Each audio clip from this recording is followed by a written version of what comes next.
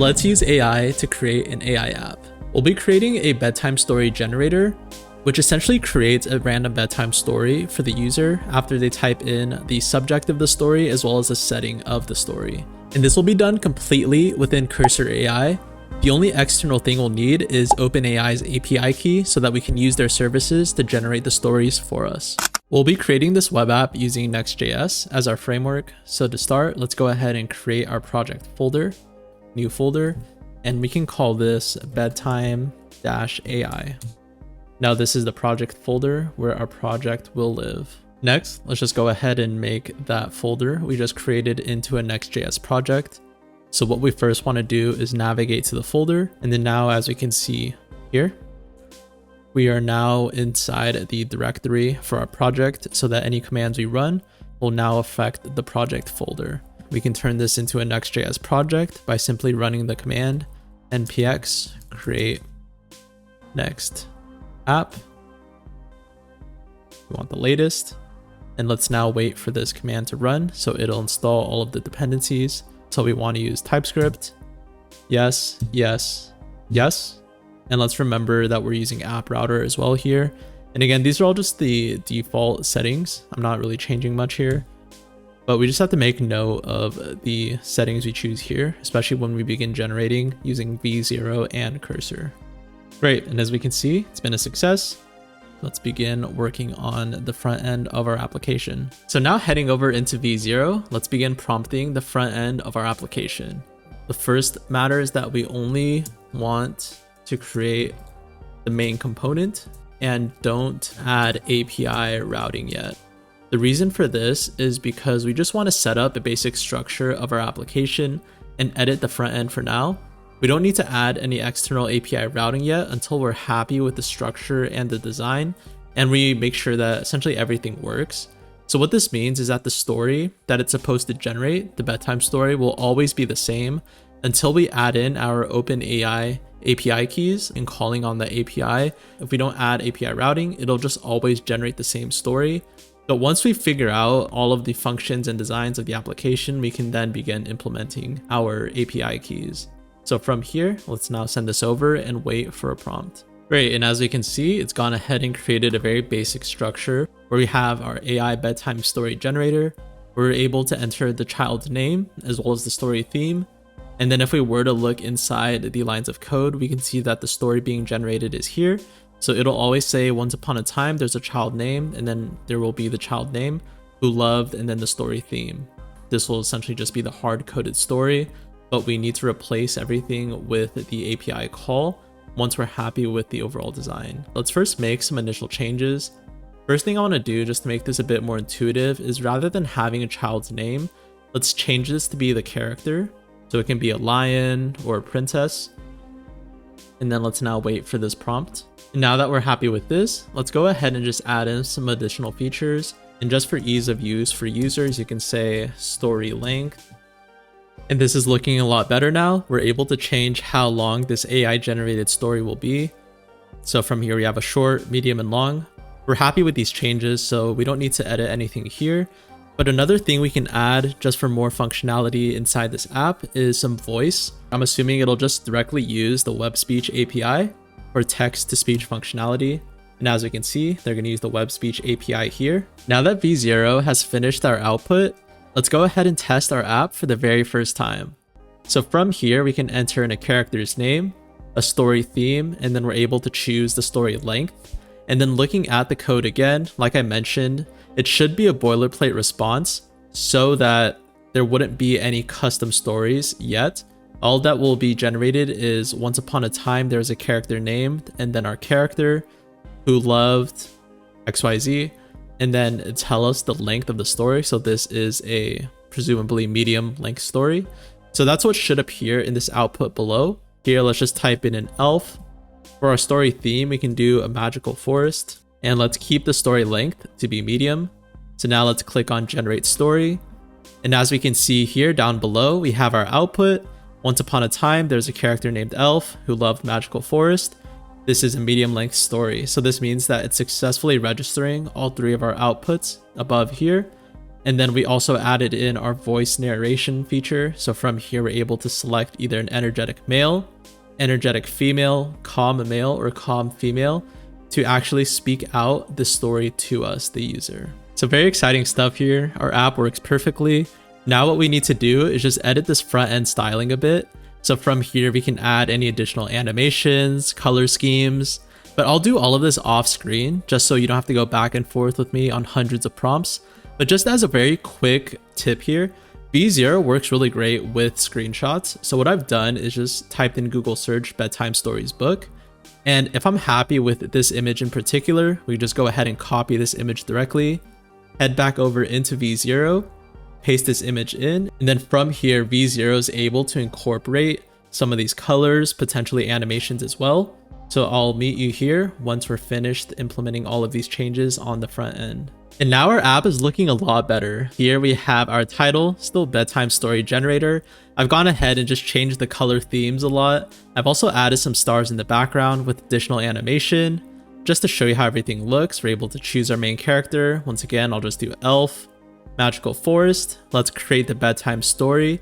And as we can see, the output box below has our bedtime story. I've also gone and expanded out the story just so we can see how this pagination function works, because now we can flip.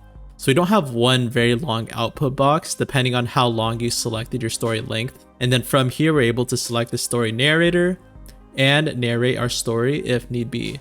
So now that we're happy with this application as a whole, we can now begin transporting all of this code into Cursor and begin working off of Cursor to finalize our application.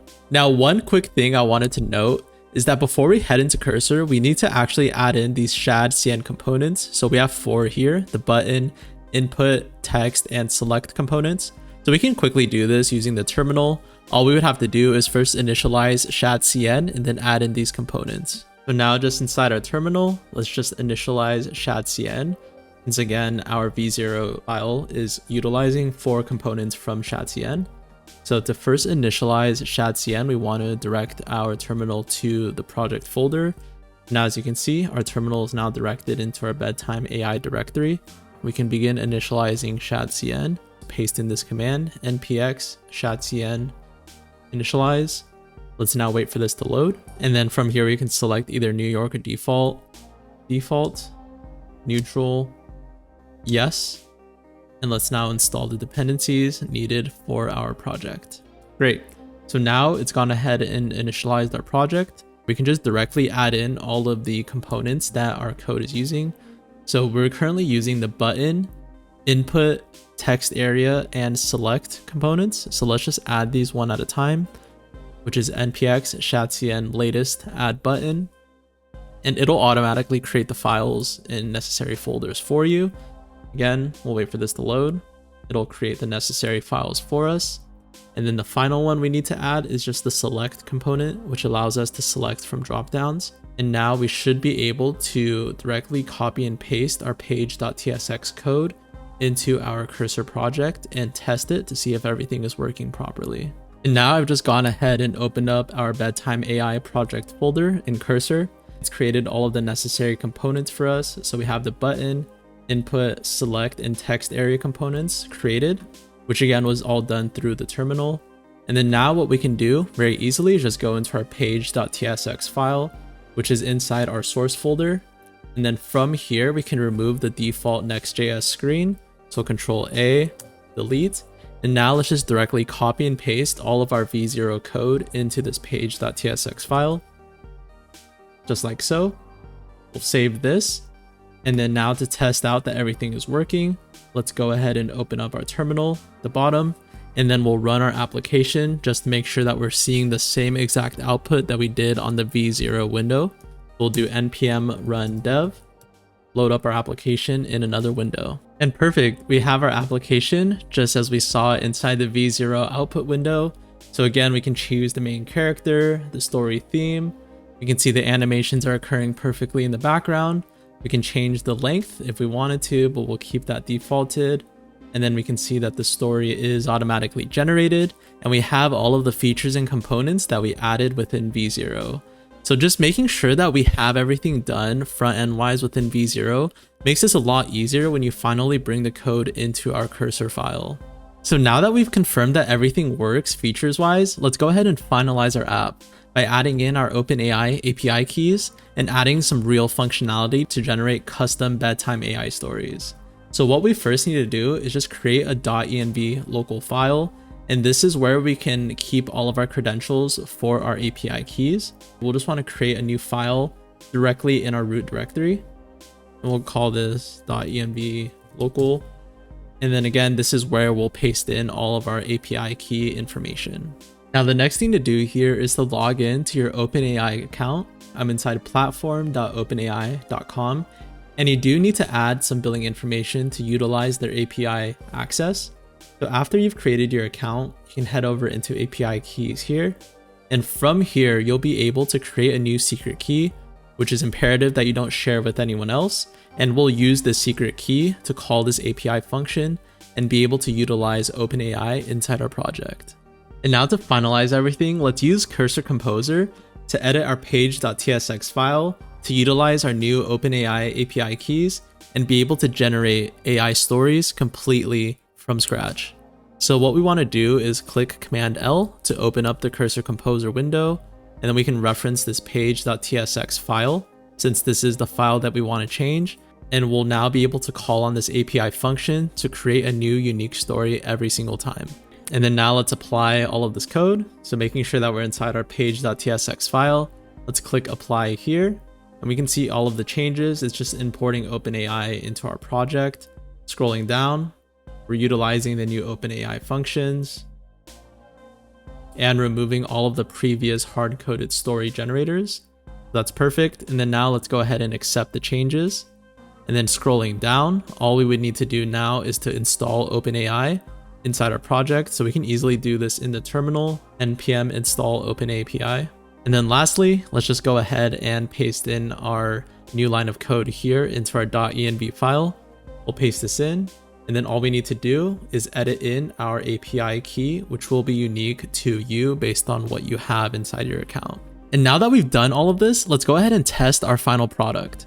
So what we can do is once again run our application, and let's now make sure that we're successfully calling on the OpenAI API and it's generating a new story for us every single time.